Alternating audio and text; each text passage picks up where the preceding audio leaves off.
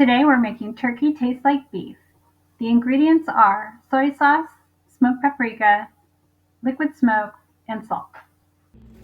Let's get our turkey. This is a ground frozen turkey that I get from Walmart. It is 1 pound for $1.97. Next, we'll chop it up. Let's add the seasoning. First is the smoked paprika. I put in 2 teaspoons.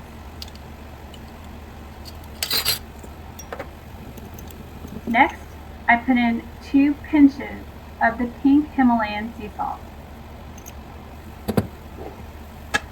Then I added liquid smoke, just a little bit. It goes a very long way. This stuff is powerful.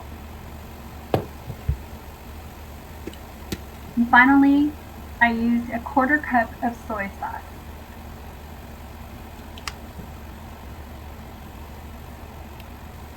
Now let's stir it up. Cook it until all of the juices are no longer in the pan.